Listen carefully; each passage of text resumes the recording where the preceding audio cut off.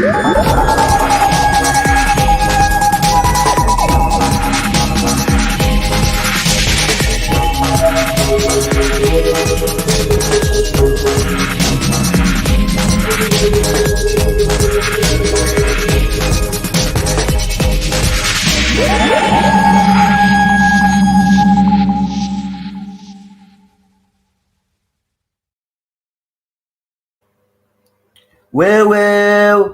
How are yous?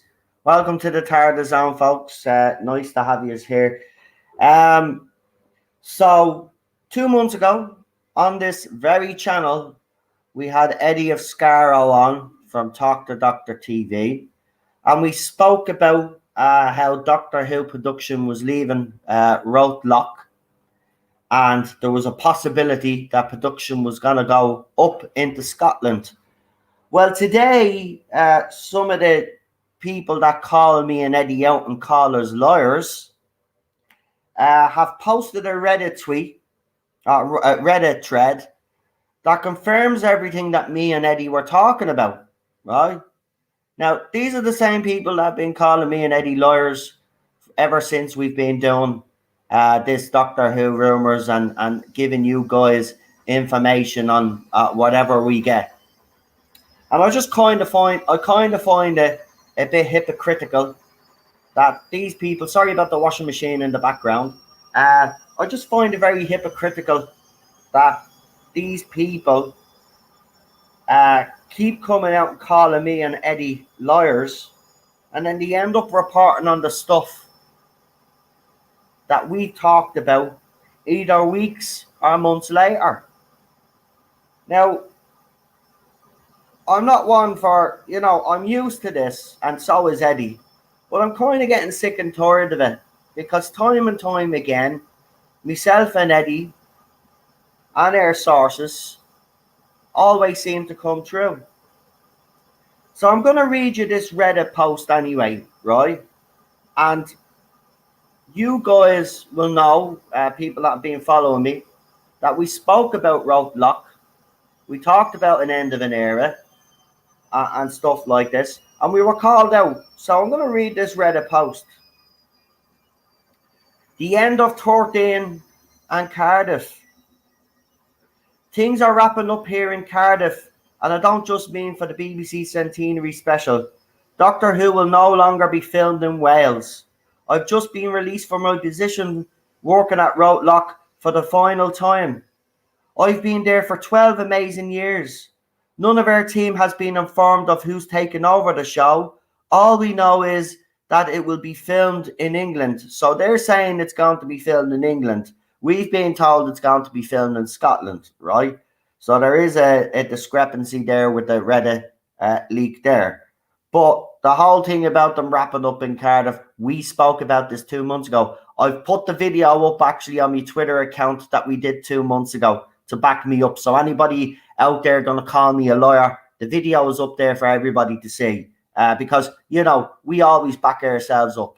I have some spoilery information I thought I would share, since it most likely won't be traced, and I'm not going to get a slap on the wrist if I do, since I'm no longer on set. Series 13 plot concludes with those 6 episodes. The 3 specials are completely different stories. The Centenary Special has the same budget as the 50th anniversary and is a replacement for the 60th, as filming for the new series won't begin production for another 2 years. Jodie Whittaker's final scenes will not include a regeneration. The show is going to be rebooted, and from what I've heard, there's no longer going to be a continuous series. Right, let's continue. The crew at Roadlock are honestly the best in the UK television industry, and this is a massive blow for those who have worked on the show since 2004. Some will continue with the show as its new base, but a high majority are no longer going to be employed by the BBC. We think the content you're about to get from November 2021 to October 2022. So they're saying that the series will air in November 2021 like we had discussed, right? We said if you think about it logically, it's either going to be the end of October, early November when the series actually drops. Doctor Who Series 13 will drop this year, right? We have been working our asses off, and the cast are genuinely are great people. So please don't give them too much stick if it's not your thing. John Bishop is probably the nicest guy in show business. Also, Chris Chibnall's the best showrunner we've worked with. No ego and just down to earth. His writing may be a bit naff at points, but he's a gentleman and doesn't deserve the stick he gets. I think Series 13 will be his redemption. Hopefully fans will see how lucky they are to have him and this cast. As a fan of the show since 1976, I am proud to have worked on this huge hit. We all hope we did it justice, and we all hope the next team have as great a time as we did, right? Now, there was a tweet put up by a young girl yesterday where she said she was offered a job working on production for Series 14. So apparently they're already bringing in new people to get ready for this new era of Doctor Who. Now, why did I read out this Reddit leak? I don't really take much credence to Reddit leaks myself, as you know. But the reason why I'm reading it out because the hypocrisy of the other side that claimed that me and Eddie were lying about Rote Lock, right? And then they go and they post this Reddit post. And then they're all saying, oh, very interesting and all of this. And these are the same people that have been calling us liars for months, right? I'm going to call it out. I'm going to call out the hypocrisy because the amount of grief me and Eddie have gotten over this whole era, ever since we've been dropping source information and rumors, has been actually scandalous, to be quite honest with you. We've been dragged through the mud for so long, and yet time and time again, every time we talk Doctor Who rumors and information, it always comes true. I was the first channel to tell you about the Sontarans. I was the first channel to tell you about the bleeding, weeping angels. How many more times do we have to prove ourselves? We'll never get the recognition, and the reason why that is because we didn't like this era. If we liked this era, right, and we were patting Chris Chibnall and Jodie Whittaker on the back, right? These little streamers out there would have a different attitude towards us, and they'd be praising us for the stuff that we're putting out. But because we don't like this era, we're blacklisted by all of these guys, and anything that we throw out, we're lying about, right? We've never lied to this fandom. We've told the fandom what we've received, and time again, as I said, we keep getting it spot on, right? And I'm sick and tired of this. I'm sick and tired of this because it is frustrating from my point of view, you know, because, you know, myself and Eddie put a lot of effort into getting all of this information for you, right? We don't get it just handed to us. You know, we had to, like, you know, build up trust with these people that we get our information off. And, you know, it's been, I have to be honest, it's been a good relationship, if you want to put it that way, with these people. We've had a good relationship. We've had a few bumps along the way, of course. But overall, our relationship with these sources has been absolutely fantastic. And they've time and time again, these sources keep proving that they're right. And it does frustrate me because today I see posts now from someone that has called me out personally and called Eddie out and tried to actually say the other day that Eddie was trying to say that there was going to be a trailer during Strictly Come Dancing, right? And all Eddie done was ask people were they going to watch Strictly Come Dancing because he's a fan. And this little twerp went then and twisted it and then went on after Strictly Come Dancing was over and says, oh, that was a great invisible trailer for Doctor Who. He never mentioned that about a trailer for Doctor Who. And then when he asked you to provide proof You weren't able to provide proof, right? So pipe down. Don't be coming after us and telling us that we're lying when every bloody time we keep proving time and time again that our sources are reliable. Now, on Roadlock, I did say it at the time, it is sad for all of those people that have been working there since 2004.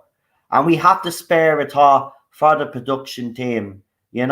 Chris Chibnall was the showrunner. Remember, some of these people have been working there since the RTD era, right, at Roadlock. And now they've lost their jobs. Now, some will move on, and there's and that's the way it goes in the industry. But some of these will move on, and I'm pretty sure. What the hell is that? Oh, okay. Sorry, I just saw something on my foot there. It just gave me a little bit of a fright, but it's good. It's good. Sorry about that. Got distracted there. But we got to spare a thought for these people, because it's not their fault that this era was so bad, right? It wasn't. They work for the man.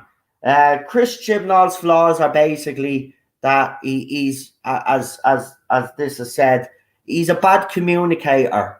He hasn't communicated or expressed himself or the ideas that he's had very well. And this is why there's always been this confusion about what he wants to do. This is why production has been all over the place. This is why there's been arguments behind the scenes and all of this, because he doesn't express himself well. Now, apparently he is a gentleman, and we did speak about this on this channel as well. Apparently he's a nice man, right? And he gets on with everybody, when he's not having hissy fits and stuff like that. But generally, he gets on very well with the production crew. And, again, we reported on this, that, that apparently he was a good man. It was just his ideas and how he expresses himself is his flaws, And I would also add that I think his writing is brutal as well. And even that Reddit poster even said it there, that the writing was a bit naff, right? But, that he was a nice bloke and all, and he didn't deserve the hate that he was getting. Well, I'm sorry, I will disagree with that. He does deserve the hate that he's been getting. Because if you're going to destroy, the origins of the Time Lords and the origins of the Doctor especially, of course you're going to get hate. Of course you're going to get hate. I'm sorry, he's not immune to it. You can't be doing stuff like that and thinking that you can get away with it, So apparently, according to this Reddit rumor, the show is going to be rebuilt, which is another interesting thing. Now, whether that happens or not, we have reported that on this channel as well.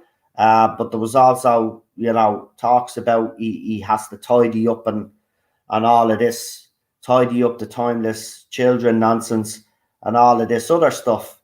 So, again, very similar stuff coming out of Reddit. And it's funny because we've reported all on this, as I said, over 2 months ago.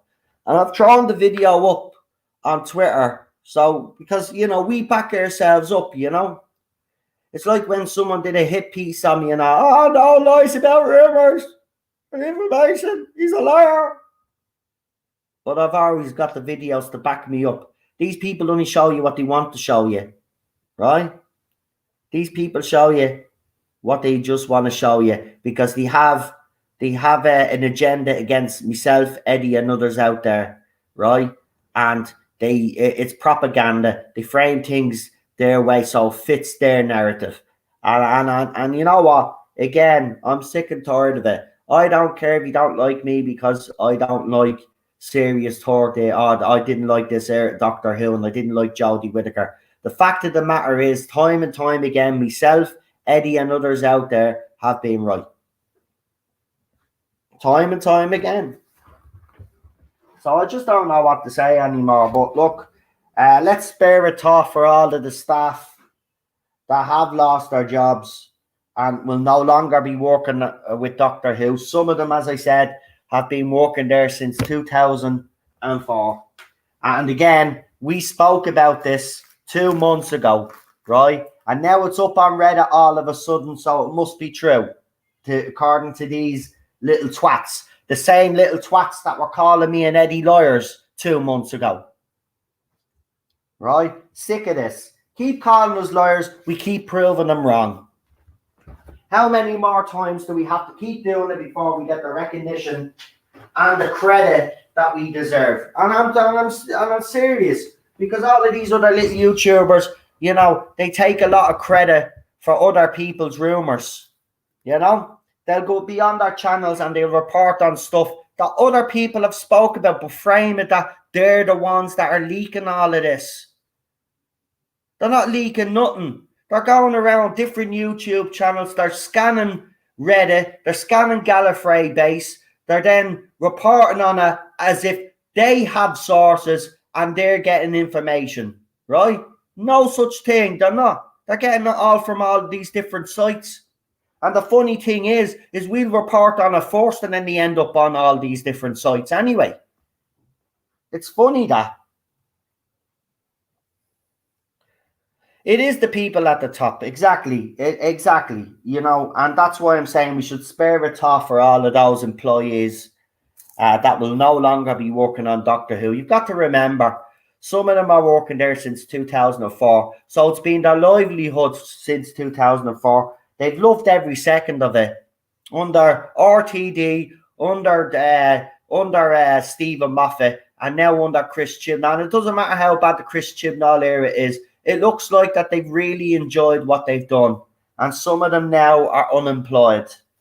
And some will be moving on to other projects and stuff like that. So, you know, it is a sad time for the production team. It is. Not necessarily Chris Chibnall and Whittaker, but the staff underneath them. It is a sad time for them all, and they're going to be gutted and devastated, you know, because this was their livelihood. But, you know, that's the current state of the show. Is the current state of the show. Again, we had Mr. TARDIS yesterday. He put up a post, right? And this post is unbelievable. I'm going to read it, actually. I'm not going to put it up on screen, right? I'm going to read it, right? Because this is unbelievable, right? This man is deluded, right? I'm going to say it out straight, and I've no problem calling this guy out, right? Because he's still keeping it up with the bullshit about how successful this era is. And if we've to move on, right? If we've to move on, we need people to be telling the truth about how bad this era actually was, and not to be spinning it that it was better than it was, right? So listen to this, right? Because this is delusion if I've ever heard it before in my life. And I'm not messing. Wait till you hear this. You're going to laugh, right? You're going to laugh. Because I don't know how this guy can come on his Twitter account and claim this. So we wrote this. I've done a whole vids breaking this down. You can dislike the era all you want, but the fact is that Series 11 was an undisputed smash hit in terms of figures. This is basic reading comprehension. The Transformers films made a billion, but I don't think they were good. Both can be true, right? Just because The Woman Who Fell to Earth got 12 million viewers, right? If you actually break down the ratings properly, right? Which he doesn't, because it's spin with him, right? Ever since The Woman Who Fell to Earth, you look at the ratings decline all the way through. That decline continued all the way through Series 12 and the specials. So I don't know where he's getting that this has been a smash hit. When you've got shows like Visual, You've got shows like Line of Duty that can keep a steady audience of around 10 to 11 million each week, right? That hasn't happened with Doctor Who. The ratings have continued to slide. You cannot claim that this era was an overwhelming success, especially Series 11, because the first episode managed to get 12 million viewers, more than it got for the last couple of years under Moffat, right? Everybody is in agreement that The Woman Who Fell to Earth was a hit, right? But if you look at it ever since then, the ratings declined, including the overnights, right? Including the 28-day consolidated figures, right? So I don't know where he's getting this, but people like him need to stop this rhetoric, right? They need to start coming out and telling the truth, because BBC will not learn any lessons if they're listening to idiots like this that are saying, oh, well, the ratings were great for Doctor Who. They weren't. We're in the current situation now that we're in. The reason why Jodie Whittaker and Chris Chibnall is gone is because it hasn't been a success. It hasn't. So people need to stop listening to that clown. Honestly. You know, I don't know where he got. He's deluded. He's deluded. I'm going to call it. No, I don't care. He's deluded. You could spin them. He even tried to, I remember in one of his videos, he equated the downfall of merchandise to child poverty.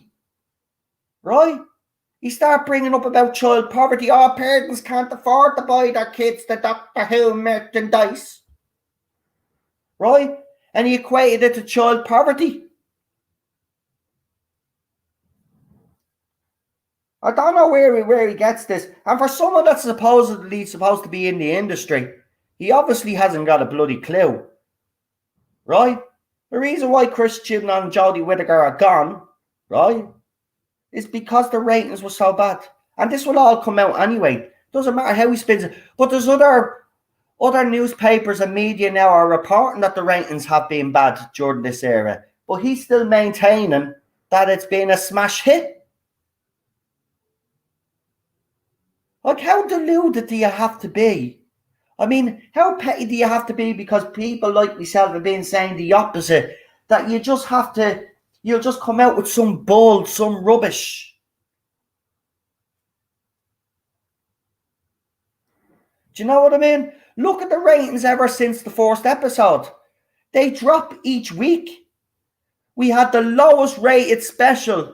We had ratings like we did back in the 80s, the late 80s, right? And he's trying to say that this is a smash hit. Get away. Get away. If you're not willing to tell the truth about the ratings, Mr. TARDIS, I wouldn't open my mouth if I were you, you know, because you're making yourself look foolish, to be quite honest with you. Fans and the British public have overwhelmingly spoken, right?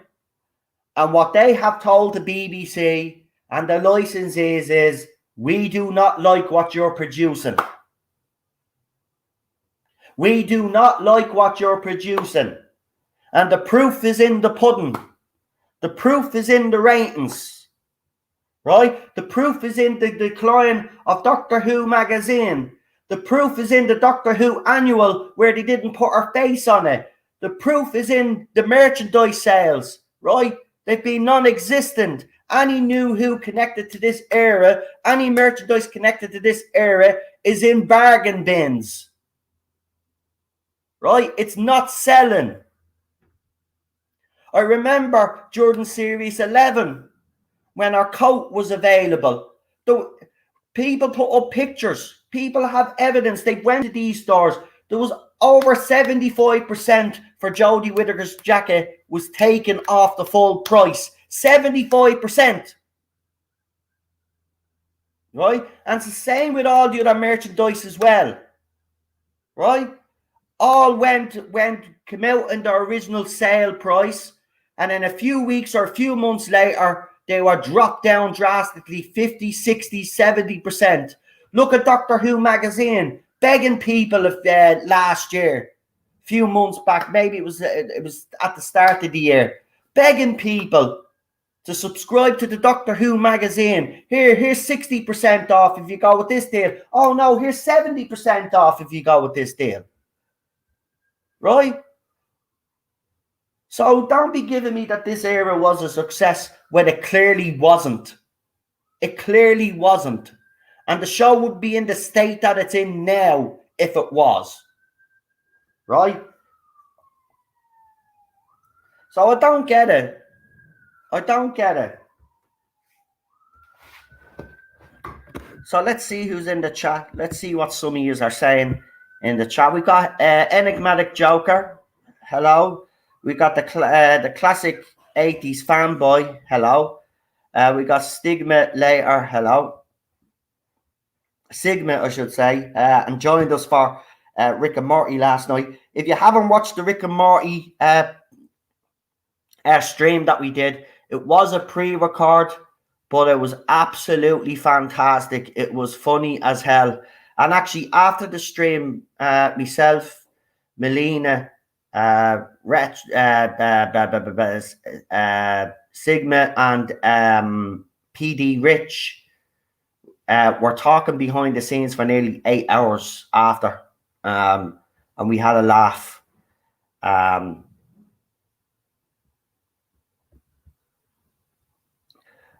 the way, I just see that there are one or two people saying about oh yeah, let me see. We got Lee Halford in the chat. We got Stephanie Little Page in the chat. Says, I thought I had a wrench on here. What happened? Well, we've been having trouble with some trolls, and I haven't seen you around in the last couple of days, so I had to give the wrenches to people that are here all the time and are here for every stream. So I did remove a couple of wrenches because I moved things around. So that's the reason why I did that, because we've been getting some heavy troll activity, and I need wrenches here that are here all the time in the chat.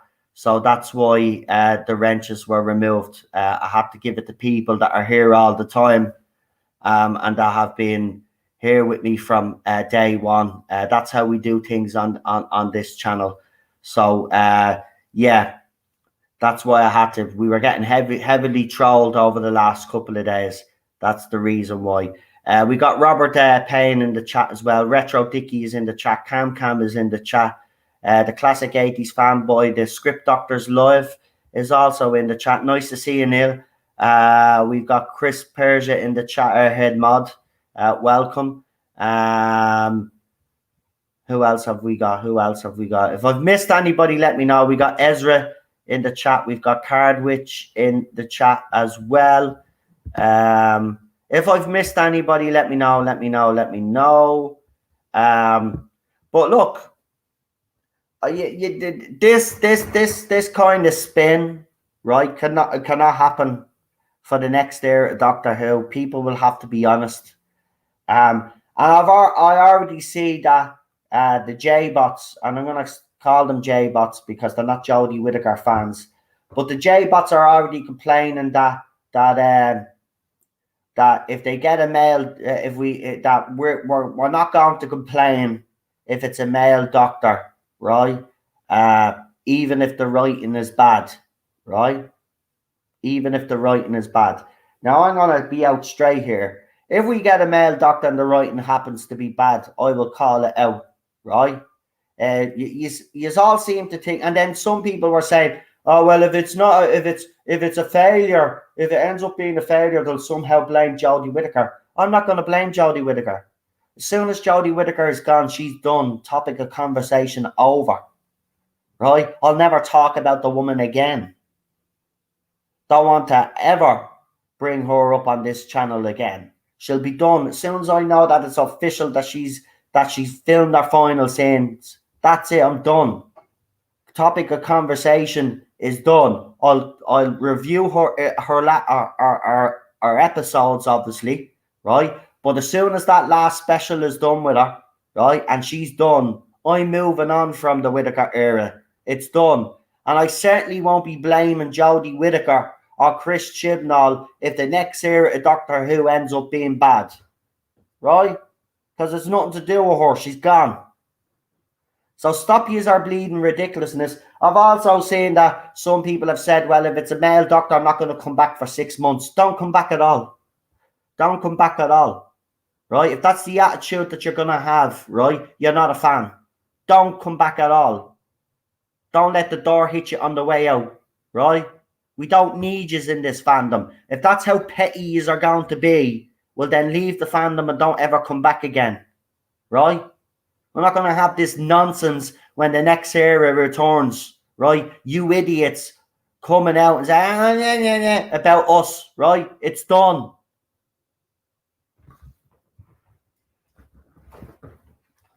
Right?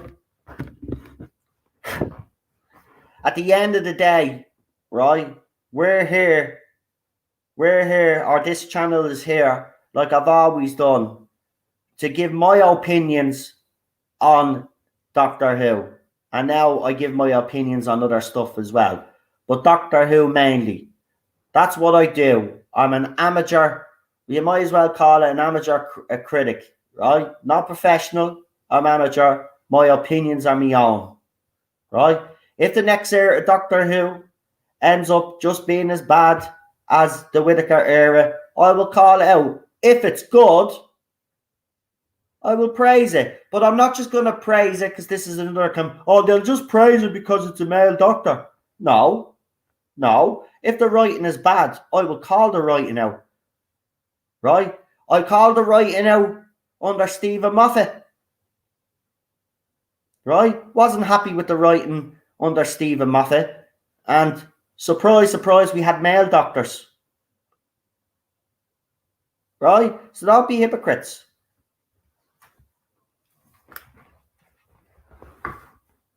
Funny there is, they all of a sudden think because, you know, if the doctor changed gender, that all of a sudden we're going to stop complaining and stuff or stop giving our honest opinion. That's not how it works. I'll continue to give my honest opinion.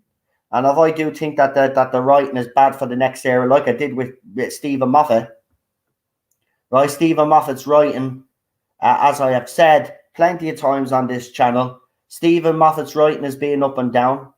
He overcomplicated things, and sometimes the payoff of some of his stories wasn't great. Right? But they tend to forget that. Doctor Who hasn't been good since you could tell that Stephen Moffat, that the last couple of seasons of Matt Smith especially, you could tell that his writing was all over the place. Clara became the centre piece and stuff, and then it continued into Peter Capaldi. The reason why Peter Capaldi wasn't criticised was because his acting was amazing. Same with Matt Smith. The reason why Matt Smith didn't get much flack was because even though they did get bad scripts, their acting was fantastic. Unfortunately, that wasn't the same with Jodie Whittaker. She got some rubbish scripts, but she wasn't able to elevate them because she was way out of her depth. She was wrongly chosen to take the mantle of the 13th Doctor. If you're going to go with a woman, as I said, why Olivia Colman was rumoured.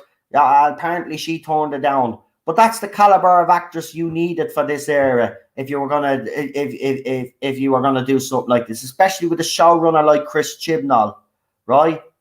That cannot express his ideas properly or keeps things close to his chest. Right? You needed an actress that could elevate the scripts. Look at Michelle Gomez, for example. Right? When she took over the role of the Master. Now, it doesn't matter what my personal feelings on it are, right? I've actually softened my stance on Missy. But look at the caliber of actress we got to play the Master. Right? Missy Master, whatever you want to call it. But look at how good she actually was. Right? Look at the talent she had. She was brilliant. Right? She was absolutely brilliant. And this is what we've been saying all along. If they had cast the right actress in the role for the 13th Doctor, it may have worked. If the writing was, and I'll add the caveat though, if the writing wasn't as bad under Chris Chibnall and he was actually a decent showrunner. But could you imagine if we had got Chris Chibnall, who actually got it right, let's just say, and we got an actress of Michelle Gomez's character playing the 13th Doctor, we wouldn't be sitting here complaining as much as we did, right? And Sigma is right. Jodie's had 2 seasons and still isn't the Doctor. Exactly. She doesn't feel like the Doctor. She still hasn't convinced me that she's the Doctor. And that's the point. Think about it, right? Think about it. Right? Okay, Michelle Gomez got the role of Missy, right? The Master. But could you imagine if she never got that role and they brought her in to play the Doctor? Would we be sitting here complaining about Michelle Gomez, his acting talent? No. We'd be complaining and focused on Chris Chibnall and his shitty scripts. That's what we'd be focused on. But the reason why Jodie Whittaker got such flack off fans was because her acting was atrocious, and then she just couldn't keep her mouth shut with her agenda that she had, right? So she shot herself in the foot, right? She even admitted that she didn't do research for the show, and then when she started getting called out on it, then she came out and says, "Oh yeah, now I've watched a couple of..." Too late. And I'm not saying, and another thing I hear as well from all of these idiots out there is all these Not My Doctors are saying that, you have to be a fan of the show to be the Doctor. Nobody's ever said that. I've never said that. I said it wouldn't be a bad thing if we got an actress or an actor that has watched the show previously, because then they'd have an idea how to play it. But like Matt Smith, if you're not a fan and you're willing to sit down and do the research and watch episodes, right, you could see that benefited Matt Smith, right? And that's the whole point. You watch these things and you do the research because it will make you better for playing the role. But she did none of that.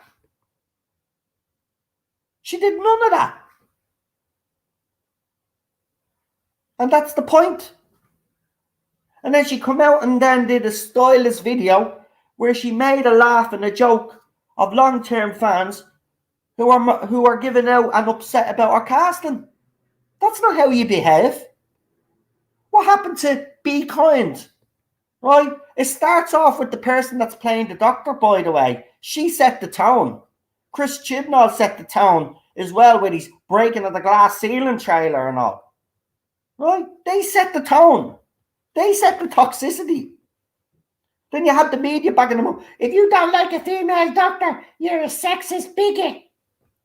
Right? They set the tone. So don't be coming after us because we've been pushing back against all of this. Right? That's their fault.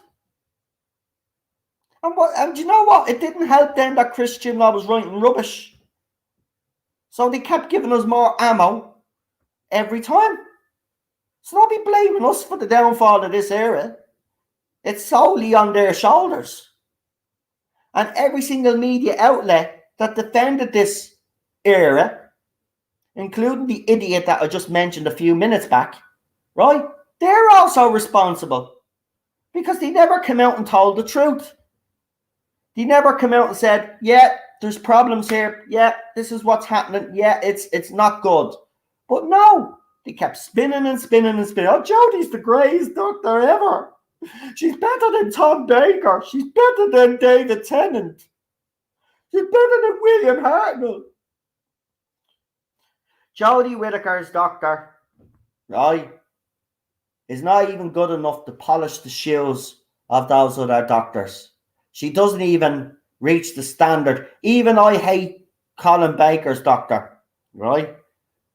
And I think Colin Baker is a better Doctor than she is. And I can't stand his Doctor, by the way, as you all know during the recent watch-along, right? I cannot stand his Doctor. Found his Doctor arrogant and stuff like that. I just couldn't warm to his Doctor. right? But compared to Jodie Whittaker, he's bloody Leonardo DiCaprio.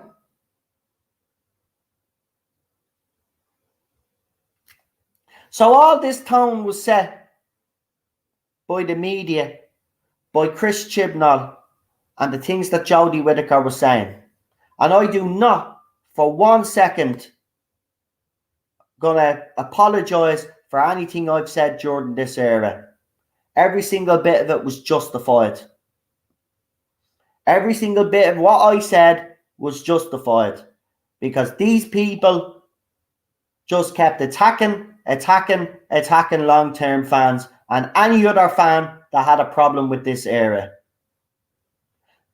Then Jodie Whittaker followed it up during Series 12, where she did a little video and she called out "not my doctors." I don't think the woman realizes that that's a hashtag that was created by a woman who didn't like the fact that a woman was cast as the doctor. That's the ironic thing about it. This hashtag, and then people keep going on as if "not my doctors" is a group. It's not a group. It's a bloody hashtag. So every time you keep bringing up, "oh, not my doctors don't," so a hashtag doesn't like the era. That's how ridiculous and stupid you are. It was a hashtag. Not a group of people, a hashtag. Seriously. And this is why it makes me laugh every time I see Mr. TARDIS coming out, putting up his posts about "not my doctors." It's a bloody hashtag, you idiot. Go and do your research, but you don't do research, right? You don't do research. And that was proven when you tried to do a hit piece on me, right? Everybody was laughing at you, right? Obviously your own supporters were praising you and all, but all my supporters and everybody that follows me was laughing at you because they could tell that you had an agenda. You had an agenda and you just cherry-picked some of my videos, right? You cherry-picked some of my videos, right? And even after Jodie Whittaker left, you threw the video back up again to distract from the fact that I was right about her leaving. Because you're pathetic. So the fans of this era, right, they're also responsible for the downfall of this show, right? And if this show is so popular and Jodie Whittaker's doctor is so popular, well then explain the ratings for the very last special that we had. You can't, but you will try spin it as much as you can. This era has been a complete failure. And the sooner you wake up to that, right, and realise that you have been wrong, then you can look forward to the future and then, you know, demand better, right? Because that's what we want. We demand better than what we got, right? And there's nothing wrong with that. What we got, Series 11 and 12, and what we're probably going to get with Series 13, is not going to be good enough. It was never good enough. Right? So fans should demand better and have every right to demand better. Because if we want this show to continue on for another 50 odd years, right, then it is our responsibility to make sure that BBC do their jobs properly. And it's up to us to say, no, this isn't good enough. We demand better. And there's nothing wrong with that.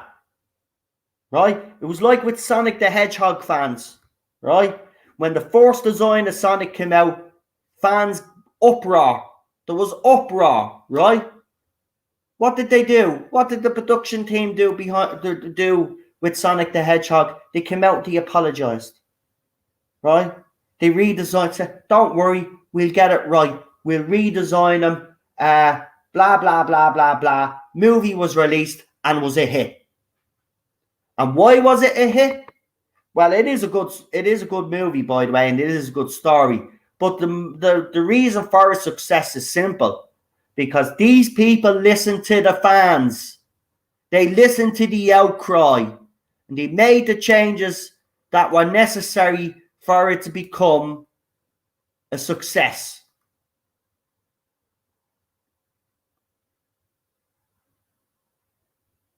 Right? So it's not rocket science. I'm not saying you should listen to the fans all the time, by the way, as well, right? Because you don't listen to the fans all the time, right? But you must you have to acknowledge these fans. These fans have been ignored. These fans have been vilified. These fans have been bullied offline by the supporters of this era. And that's the wrong way to do things. And trust me, fans like me will never forgive what's happened during this era. The behaviour, the constant attacks by former writers and stuff, the blocking thing that went on with Paul Cornell and others, the attacks on me and others out there because we were willing to tell you guys how it was. You know? So this can't happen again. And BBC really need to be not listening to these small minority. And that's all they are. But they've been a vocal minority. But now they've been drowned out now. Because the precious era is ending now. So they won't have the hold and the grip and the power that they had. It's over for them.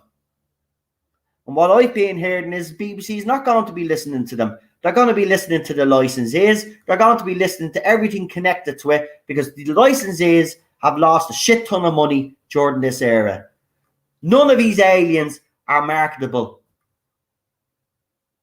Or any of the creations he come up with. A bloody talking frog. Killer sheets.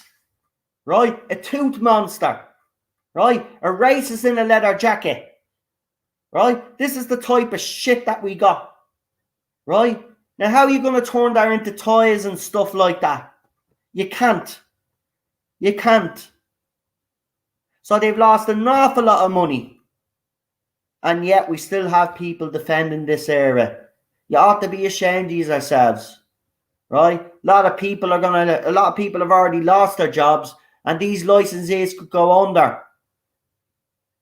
Because you guys won't tell the truth about this era. You won't. And you know what? If he's had to come out sooner, if he's had to come out after Series 11 and actually told the truth about that series, right? I don't think we'd be in the same situation that we're in now. Because fans and the British public made it clear during Series 11 that this wasn't working. And just because one episode gets 12 million viewers doesn't make it an overall success. These people don't look at the bigger picture, right? They blame merchandise sales, the child poverty and all of this other rubbish. Can you actually hear yourselves? Ridiculous. Ridiculous, man. Anyway, we had Alpha so last night we premiered, instead of going live with Rick and Morty, we did premiere the stream. And while we were talking behind the scenes, myself and Alpha were having a bit of banter. And I was like, whatever the conversation was, I was like, you be quiet now, you owe me a super chat, right? Or something like that, right? So Alpha went on to the bleeding chat last night. And he started dropping super chats to beat the band. So I have a few super chats to read out here from Alpha from last night, because very good of him. Even though I was joking, and he knew I was joking, because he says, I know you're joking, but he says, I wanted to drop you a super chat anyway. So this was his super chat. So he said, this was a $10 super chat. He says, I was told I had to super chat. Right. Now the next one was, I was told another super chat for $10 would be great. Right? So he threw up another one. Right. And then he wrote another one. What's this? Another super chat. That was another $10 super chat. Right. And then he says, so now I wrote, thank you, Mr. Passive Aggressive, because that's my new nickname for him now. We were slagging each other off last night The banter was unbelievable behind the scenes. And if you haven't watched the Rick and Morty stream, Melina was on it last night. It was a pre-record, so we could, so there was no nonsense if we were doing it live.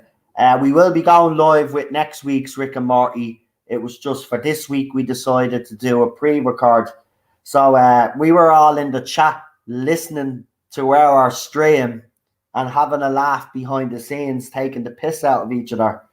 And then, so I wrote, "Thank you, Mr. Passive Aggressive." And he says, "No problem. Glad to be your passive aggressive supporter." That was another $10 super chat. And then, ha ha ha, 4 super chats, ha ha ha. And that was a $5 super chat, but he miscounted because that was his 5th super chat. So that was $45 in super chats from Alpha Omega last night. So I just want to thank him. I did send him a link to this, but he's probably in bed because it's 5 or 6 hours behind us, or he's probably in work. Oh, he's not in work, he's off. But I wanted to bring him on just to thank him here again. But he's obviously hasn't seen me the link, so I sent him a link. So he's probably still in bed, or it's early afternoon over there. But he has missed the laugh that we had behind the scenes. It would have been great to kind of record that behind the scenes banter that we had. Because that was Signal was there. It was so funny. It was so funny, man. It was. We had some laugh. Last night's stream was brilliant. If you haven't checked out Rick and Morty, please do. We do episodes 3 and 4, season 1, and there was non-stop laughter. And for all you guys out there that are wondering how Melina is doing, well, go and check out the stream from last night, and you will see for yourselves. She couldn't stop laughing. Of course, once she starts laughing, we were all laughing. And even on the panel, there was some great banter. Alpha's review, right, just got us all. We were all falling around the floor. Alpha's review was one of the best. It was it was great. Yeah, great writing. 9 out of 10 for both. That was it. We start taking the piss out of that, because every time then I was asking the panelists, right, what their opinion is. Alpha was adding on to his review, and then I went back to him and said, "Alpha, you sure there isn't anything else you want to say?" It was funny. If you haven't seen, listen, if you want to have a laugh, right, you are feeling a bit down and you want to have a laugh today, go and rewatch that stream, or if you haven't watched it, watch it, because it's absolutely fantastic. It is, and I'm not just saying that because we're all on it and it's on my channel. I'm serious. It was a laugh and a half, and you will really enjoy it. So if you want to have a laugh, right, my suggestion is you get your season 1 of Rick and Morty or wherever you watch it, right? Get it ready and actually watch along with the stream, right, while you're watching, and you'll know what we're laughing about as well. It was brilliant. It was brilliant. Absolutely incredible stream last night. And then, as I said, behind the scenes, then we were all talking for hours, and we were just taking the piss out of each other all night. It was funny. And see, that's how you know that you got good people around you, right? When you can take the piss out of someone and they don't take offense to it. Like, literally, we were taking the piss out of each other. It was funny. Even on the stream, we were doing the same thing as well. It's a good panel. And we had 9 people on the panel, but that was including myself. And there's some funny pictures as well that Real Super Doctor had drawn, and he threw up on the stream as well. So go and check them out. It was a very good stream. And as I said, Melina was non-stop laughing. Lee just couldn't help himself. We were all just laughing. We just couldn't. Seriously, Rick and Morty is just. And when you're watching them with other people as well, though, it's really funny. because we were all laughing at the same time. It was just, we were laughing at the same parts and all we were. So that's how in sync we all were last night. But look, that's why I think the first one we did got over 300 views, right? And I think the reason why was because everybody just had such a laugh on it. So if you haven't watched last night's Rick and Morty stream, you need to go and watch it. And we've got someone in the chat there who's a little bit bitter, and says they need to unsubscribe. Well, you go ahead there, pal, and you unsubscribe there.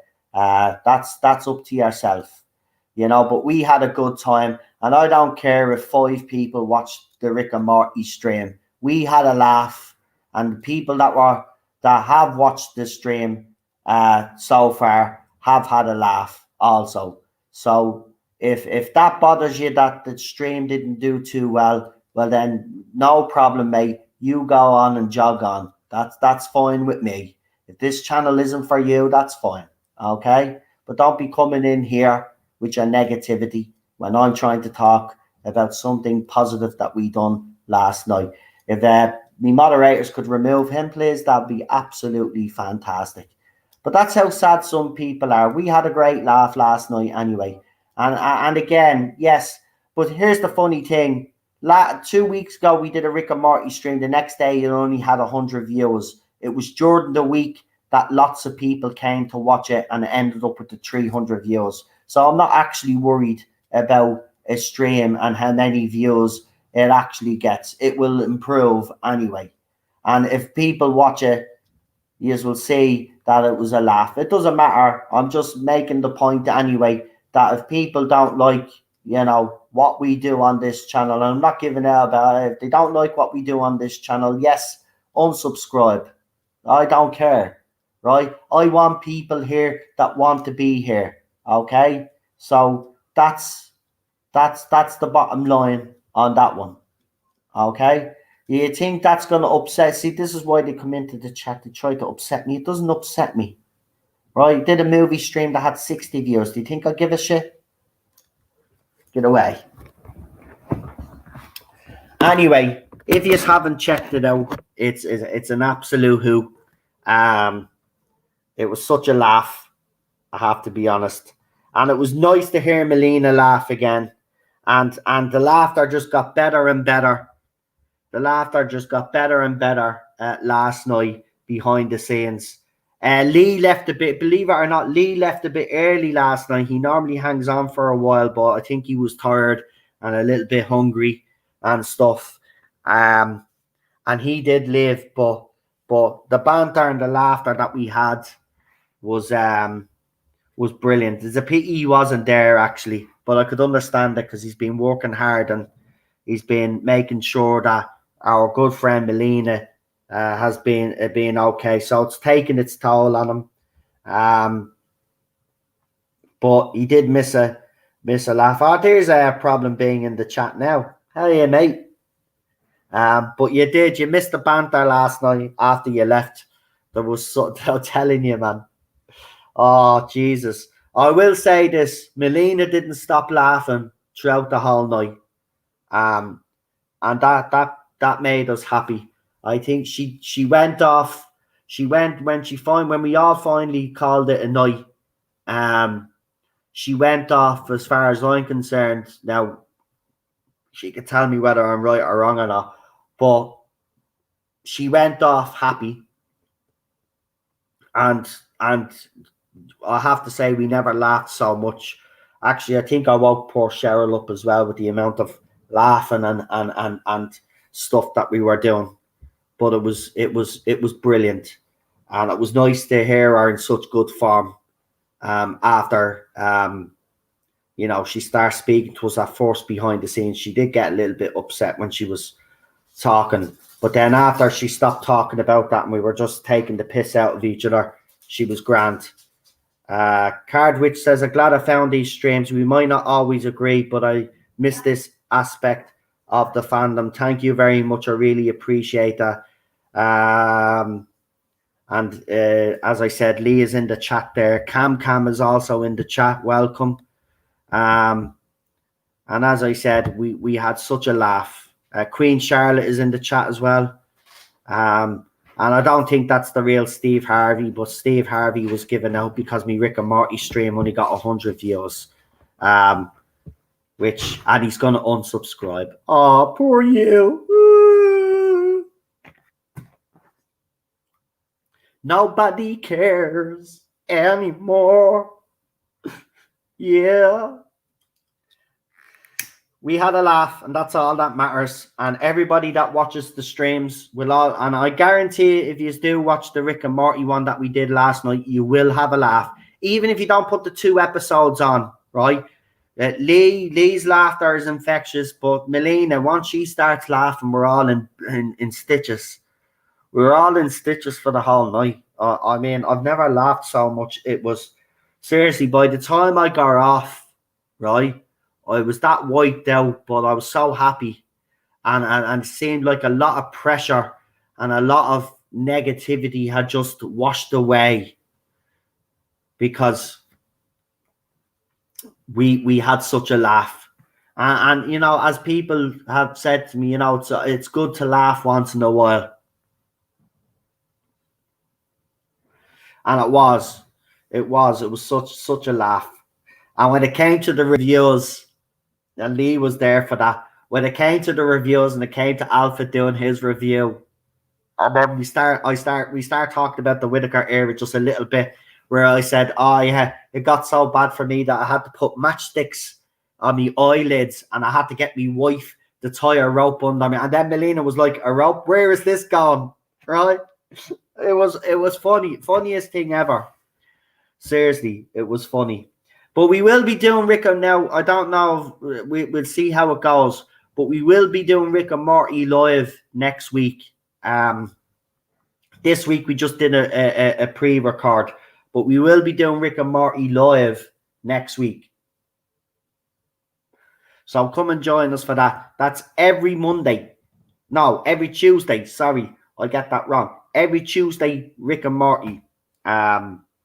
It was brilliant.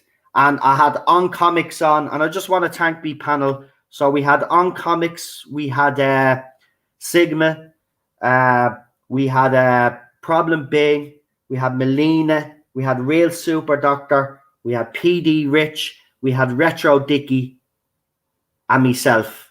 And I don't think I've forgotten anybody else. No, I think that was the whole. But no, I am missing someone, am I? Hold on, Retro Dicky and I feel like I'm forgetting someone. And Alpha Omega, Jesus, 9 of us. It was brilliant. It was. I'm not going to lie, and I'm not being biased. The lads are in the chat there. They'll tell you it was a great stream last night.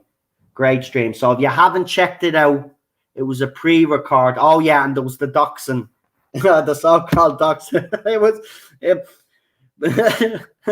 I haven't stopped laughing, lads. I haven't stopped laughing. The Tarda Zone official YouTube channel. If Melina will be part of it, just make sure. Hold on. No, I mentioned Mr. Passive Aggressive there, just there. Yeah, I knew there was I was forgetting someone. Just make sure she doesn't have the YouTube on. That way she won't see anything in the chat. No, we will be taking precautions in the chat. As you seen last night when we threw the pre-record up, there was nobody there.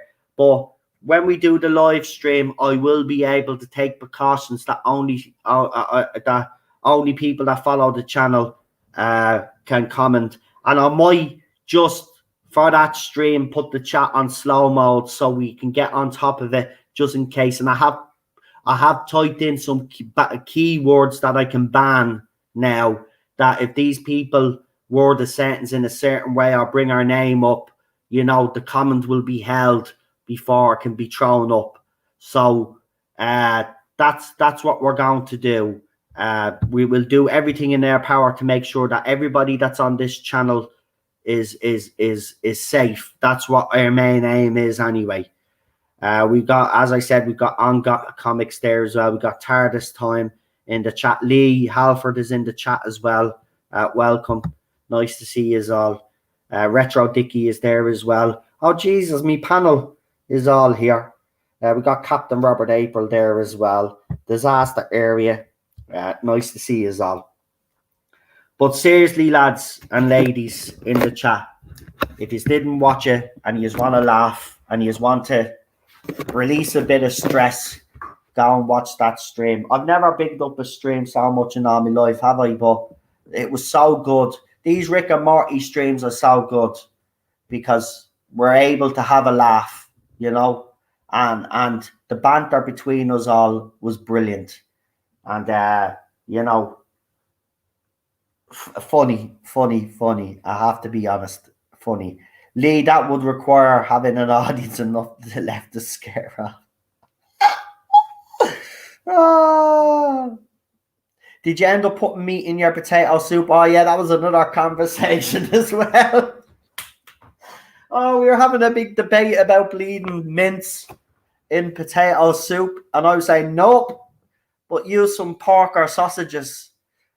Lee was saying no, bit of beef. It was funny. The laughter was contagious last night, especially Melina. Yeah, you were watching it when I premiered it last night, and even you are saying it seemed like a great stream to be part of. Yeah, it was brilliant. It was brilliant.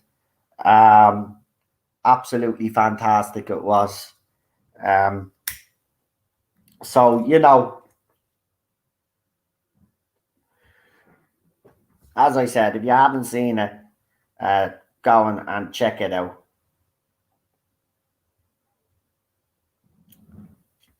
Yeah. The combo of Alpha's reviews and Melina's laugh was so funny, says Sigma later. It really was. So, you know, as I said, there's an if there's any people that want to be part of these fantastic, funny streams, you're more than welcome to join us. We've got a big panel now for the Rick and Morty streams.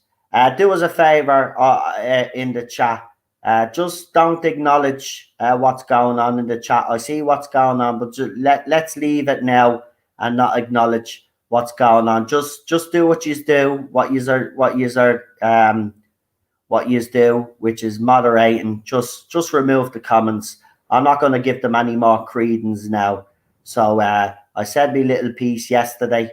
So just remove them. Don't react, please, because that's what they want. If you react to them, they'll continue to troll.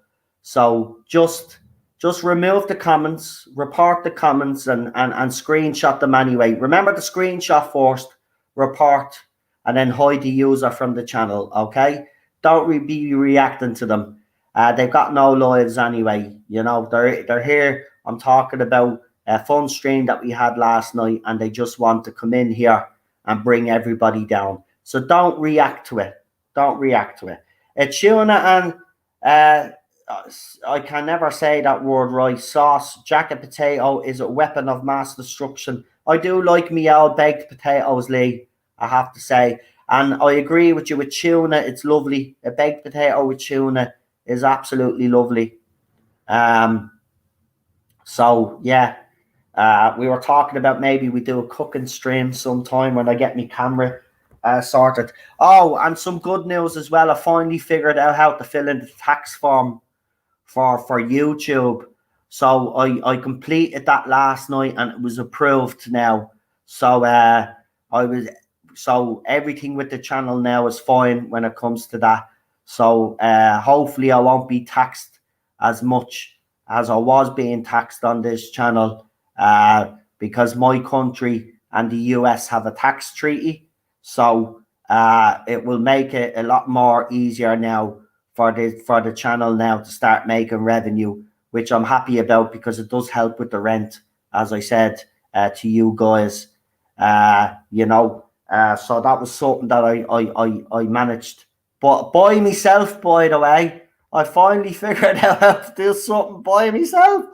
I even went into Cheryl all chuffed. Cheryl, I filled in the tax form by myself. I had a big smile on my face. And then you know what she said? She says, well, from now on, you can do all this stuff by yourself. And I was like, no, just because I figured that out. It was funny. It was funny. Yeah, a lot of chopped brisket on my baked spud with cheese and butter. Oh, that sounds fucking heavenly. That sounds heavenly. It really does. Goodbye, Charlotte. Have a good stream if you're streaming. Are you streaming with Dan tonight, or are you streaming with Daniel? Let me know so we can inform people in the chat who you're streaming with. So just let us know before you head off if you're streaming today, and we'll throw that up. And TARDIS Time says, I like cheese. I used to hate cheese as a kid, but I love it now. I love it now. I probably eat too much fucking cheese now, to be quite honest with you. Have to cut down on cheese. Everything. I love white cheddar. I've gotten addicted to white cheddar cheese, man. So I have to knock that on the head because cheese is not good for you. Chili on a baked potato is pretty tasty. I agree with you as well. Yeah, chili mince is lovely on baked potato. There's so much you can do with baked potato.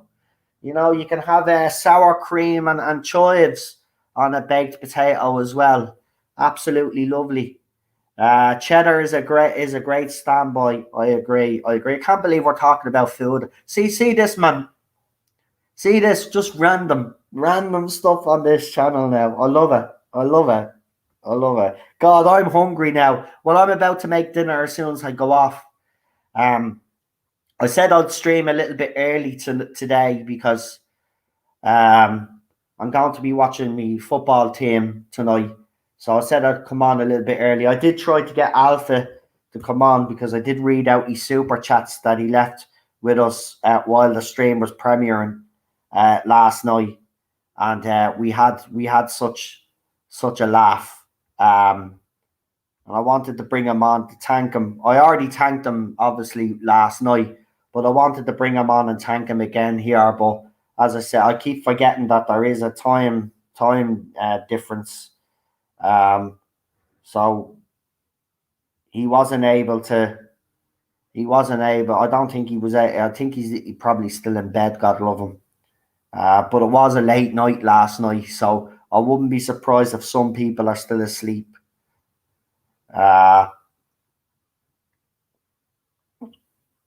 So that's absolutely fantastic. Cooking with Noel sounds like a great new show. Yeah, well, maybe when I get my camera now, hopefully now, as I said, hopefully now that I've filled in the tax form now, I won't be killed by YouTube. And hopefully I'll be able to afford a little camera. And then, yeah, I'm actually thinking very long and hard about it because, you know, I think it'd be a nice idea. You know, I've baked cakes as well. Now, I'm not really a baker, but I have baked cakes. I've done baked cakes before. As I said, my auntie, my mother's aunt was a great baker. And when I was a kid, we used to visit quite a lot. And she had this recipe book of all our own recipes for our own cakes, man. Every time you went into our house, it was just smell of a bakery in our house. And I used to sit there and watch her bake cakes all day. It was brilliant. Captain Robert Davis, see, I can go a few minutes without begging for money. Winky face. Now, listen, the thing is that, as I said, I've explained, we were getting heavily trolled. So I need moderators here that are here all the time. I have no problem you putting up a link to whatever if you're here all the time, you know, because, you know, it's you know, we got a community here, and like, as I said, I like to I don't mind doing stuff like that, but I'd rather people participate in the chat and are around all the time if they want to do stuff like that. Because again, you know, with YouTube as well, they're a bit dodgy with that kind of stuff as well. you know, so I have to be careful and look out for my own channel. But as I said, I've no problem anybody putting up their links or anything if they're here all the time, you know.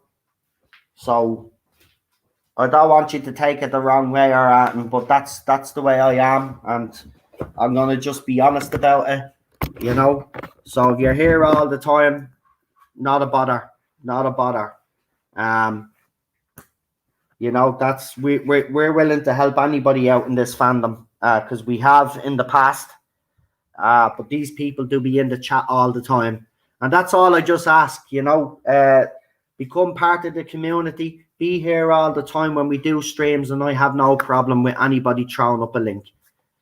And that's how I am, and people know how I run this channel, and that's the way I'm always going to be. I'm not going to change, because that's the way I've been from day one. So so that's the story there, right? And I hope you haven't taken offense to it, because, you know, I like to have people around all the time, especially if you're going to be doing stuff like that, you know. So I have no problem, as I said, if you want to do that once you're here all the time. We'll be able to see all your wizardry cooking hands then, Noel. Yeah. You know, I worked in high pressure kitchens all over Dublin. You know, so it's something that I am passionate about. I always wanted. Well, I had, as a kid, you obviously want to do different things when you're a kid. But one of the things I always did say is I would love to be a chef. And then, obviously, when I got a bit older and I left school, I went to college. I went to a chef in college where I learned my trade, and then I became a chef then. And I loved every single bit of it. Long hours, I have to be honest. I was doing 17 hours a day. Well, it's not even a day. If you think about it, goes into the next day. I'd be literally only getting 4 or 5 hours sleep, and I'd be up again to go back to work. So I was working nearly 70, 80 hours a week, but I loved every single bit of it. And then I had me accident, and then me career in the kitchens ended. And I was devastated about that. And to be quite honest, I've never really gotten over that. Still to this day, because, you know, I'm not bragging or anything, but if I was still a chef, obviously I wouldn't be on YouTube, to be quite honest with you, because I would have been a successful businessman. I would have had my own restaurant. So now I've got the urge to marinate some steaks in Guinness just to see what happens. Well, if you're going to do that, my suggestion is add a little bit of garlic as well to that. We actually do, believe it or not, Captain Robert, over here we do mussels in Guinness. Absolutely lovely. I did them for Cheryl one time, and she doesn't like stout, but I did mussels in Guinness with a bit of crushed garlic and a few herbs. But cook it up, simmer it up until the shells obviously open up, and serve it. Then, there's nothing better, mate. Nothing better. If you haven't tried them, please do. But seriously, if me life had went a different way, I obviously wouldn't have met all you people. But I have to say, you know, even though I'm kind of devastated that my career never, you know, after my accident, I couldn't do it anymore. I'm so glad that I set up this YouTube channel and I got to know all you guys. So I don't regret that, and I never will. But I have to be honest, I still kind of look back and wonder what my life would have been like if I had continued to be the chef that I was, because I had big plans. I wanted to open up my own place and all, and I would have, because I was working hard. I was working hard and I was saving money. Listen, at one time I was making nearly $3,000 a week because I was working so much. And then I was getting little side jobs, catering jobs for people. And I was doing that as well, and that was extra income. And then when that side kind of stuff went away, then I was chefing and DJing at the same time. So I was always doing two jobs. I never stopped working. Seriously, I was a dedicated hard worker. It's one thing I'm proud of. Once I put my mind to something, and once I'm working, I don't slack. I hate the way that I've kind of gone now because of me accident and things that's happened. I did get a bit lazy, and I'm not a lazy person. It's not in me nature. I'm working since I'm 12 years of age. I got my first little job doing newspapers. Then I used to deliver milk with the milkman. I'd get up at 4 o'clock in the bleeding morning to go and collect the milk, and we'd be delivering milk to 7 or 8 o'clock, 7 o'clock in the morning. And then I'd get a couple of hours sleep, and then I'd be in school. Because back then, my family was struggling, So any money that I brought in, I could buy my own stuff, my own food and stuff like that, and And then my brothers ended up doing the newspapers as well. So we all worked as paper boys, get up early in the morning. Weekend job it was. We'd get up in the morning, we'd go to Dublin Port, because the English papers would be coming over, because the English papers got delivered. We'd go and collect the English papers, then go and collect all the Irish papers, and then go to different areas around Dublin and deliver the papers. So everybody would have their Sunday papers for when they woke up to have their breakfast.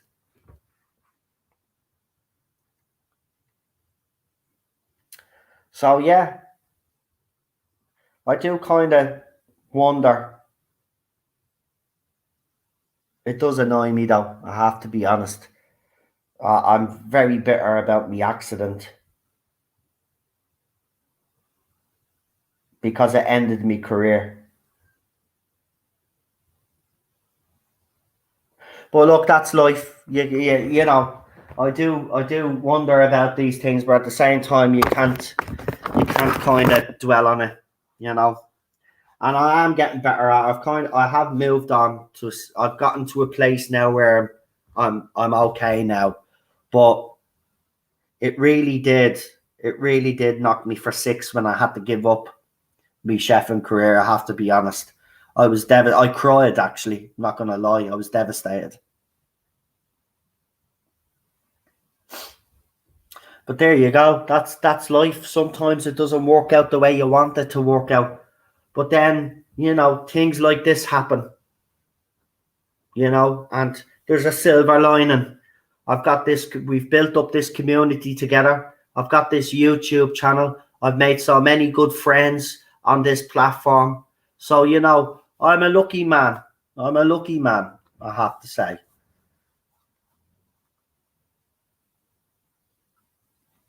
That's it. All of these things happen. All of these things happen. That's life, It's life. So what can you say? That's what I always say. Life is tough. Life is tough. You're not always, it doesn't always go to plan, but it's how you adapt. And I have to say, as human beings, we can adapt. It's not the end of the world. Do us a favor and smash Smash that like button if you don't mind.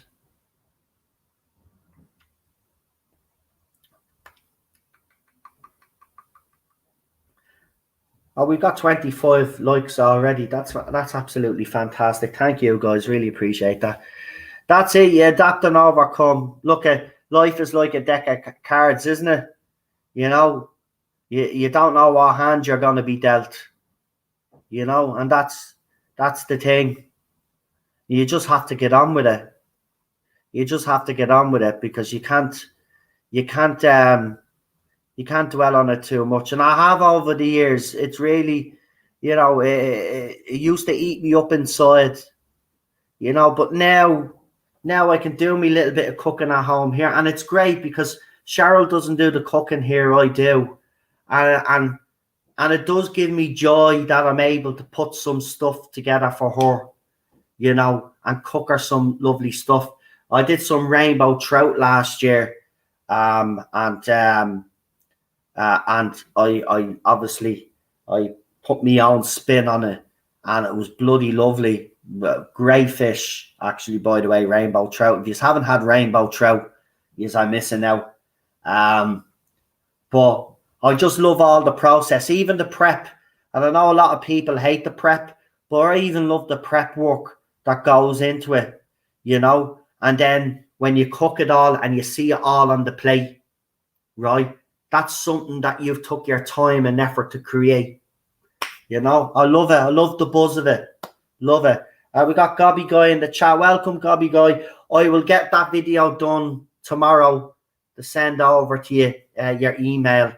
I won't be able to show me face, but I'm going to see if I can make up some little poster myself that I can use as the audio avatar and say me piece in support of Melina, as I said. But if you haven't watched last night's stream with Melina, it was a pre-record that we did, Rick and Morty, and to see her laugh, or to hear her laugh, I should say, it was brilliant. And I'm not just saying this, but as I said, we stayed on behind the scenes and we spoke for 8 hours. A couple of us, we were over 8 hours talking.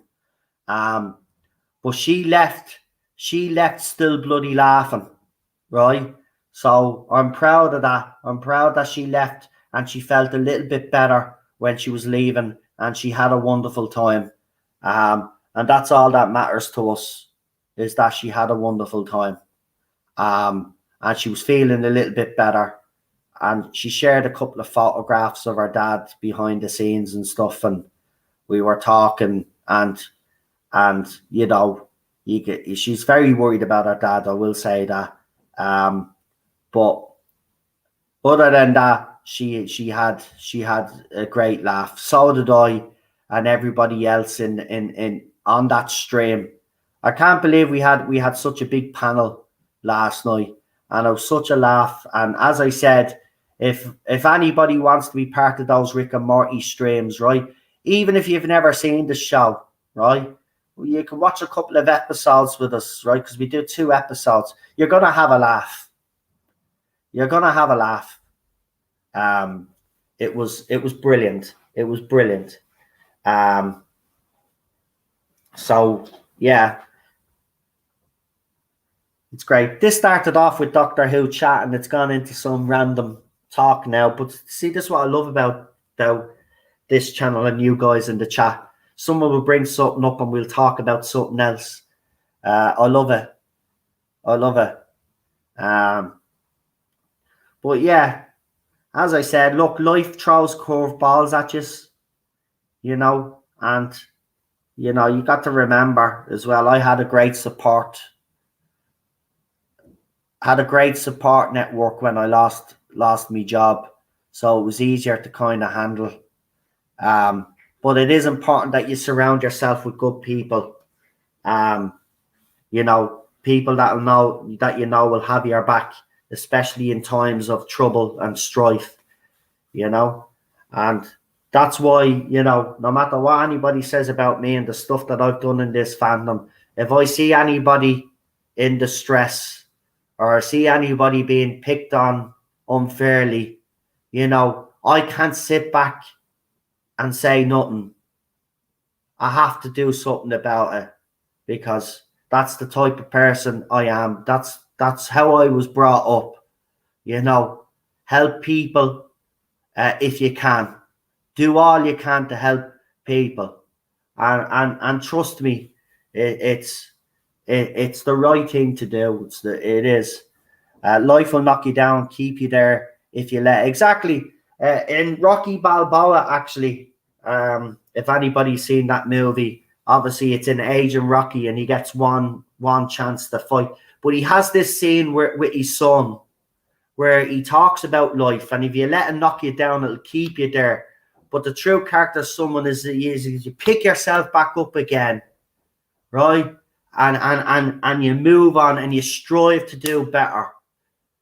You know, and that's what it is. You're going to get knocks, and I've had plenty of them, and I think everybody in the chat has also been in a similar situation where we've all had knocks, and you know, you think everything is a disaster, but you get that will to get you do. That's the true test of someone. Get yourself back up, and it is. I love that speech, Gobby guy. I love that movie, by the way. That movie gets stick. I love that movie. That whole speech, everything about that movie. That's a highly emotional movie. There is. That's what Sylvester Stallone is good at, actually. I think that's why we got so connected to Rocky as a character, is the humanity behind it. The fact that, you know, and even very emotional movies. I think that's what was missing with Rocky IV. And that's why we got Rocky Balboa. But I think Rocky Balboa is a good entry. And I do love the Creed movies as well, I have to say. But yeah, Rocky Balboa is one of my favorite movies. Now, I'll never beat Rocky. Rocky is just brilliant, and Rocky 2 was great. Rocky 3 wasn't too bad. Rocky 5, I'm sorry. Rocky 5, I'm sorry, I got confused there. Rocky 5 was the one where the street fight, that was shit. Rocky 4 was the Russian one. Yeah, that if he dies, he dies. That was good. But yeah, the good thing about those movies was the emotion, the humanity in them. I loved them. But Rocky Balboa, I'm telling you, is underrated in my opinion. I'm going to do it on this channel sometime anyway. So, Gobby, you're a fan. If you want to come on one of the movie streams at one time, we'll do Rocky Balboa. So, yeah.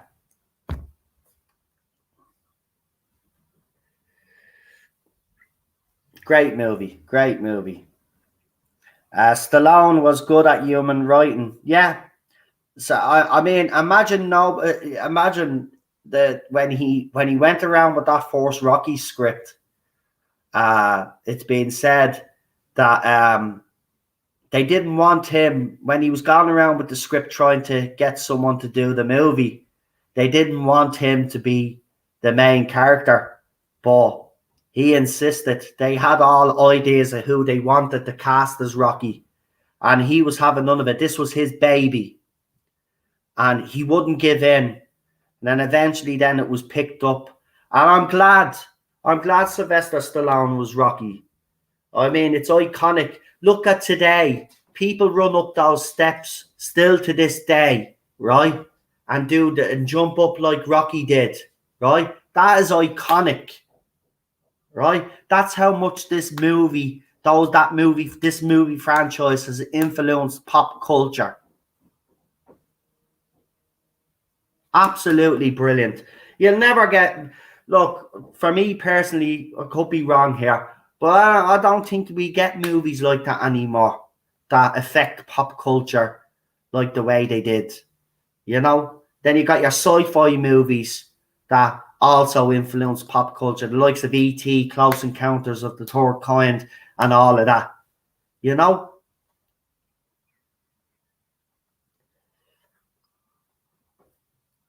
Yeah, if you want to come on, you're more than welcome. I know you said that for now you're taking a break and stuff, but whenever you're ready, you're more than welcome to come on, and I'll do Rocky Balboa with you, mate.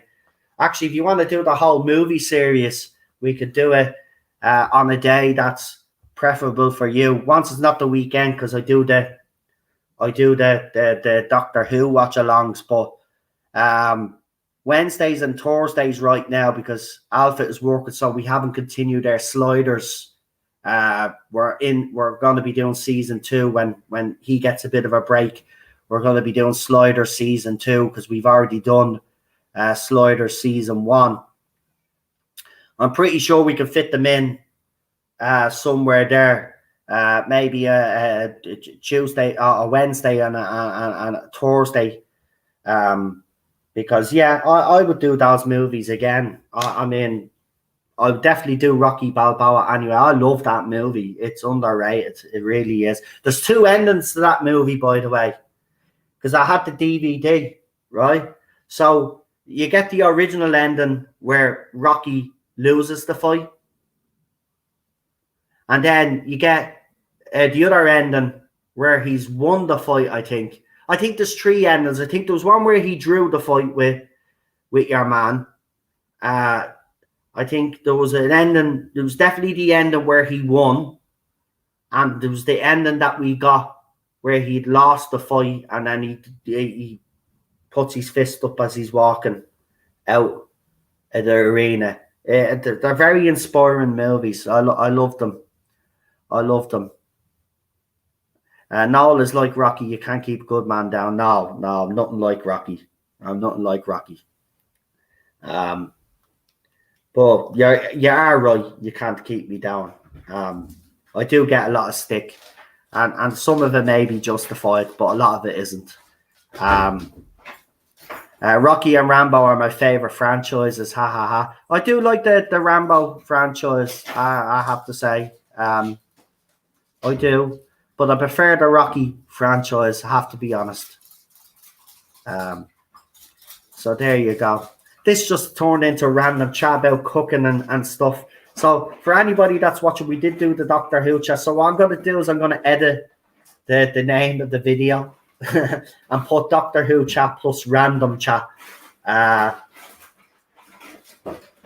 Because we've just spoke about other stuff as well. But what you call it? Yeah. So if, as I said, Gobby, whenever you're available, let me know, and we'll organise that, and we'll do the Rocky. If you want to do the whole lot of the movies, that's fine. If you just want to do Rocky Balboa, we'll do Rocky Balboa. Rambo is great. Yeah, Rambo is great. Noel, how do you cook? How do you like your steak cooked? Medium rare, man. Medium rare. Actually, I got a bloody steak one time in a restaurant. I did, even though I'd ordered it medium rare. And I'm not one for complaining, which I should have, because I'm paying for the fucking thing. But I ate it, and it was just as nice, you know. Me dad, for instance, likes his steak well done. I can't eat steak well done. It's not the same. If there's not a little bit of blood coming out of it, it's not good enough for me. I don't like steak when it's overcooked. Really don't. I'm a stickler for that, you know. My steak is fresh off the cow, says Gobby Guy. So you like it blue? That's what they call it, blue. So it's literally just cooked on both sides for a minute. Yeah, some people do like their steaks really rare.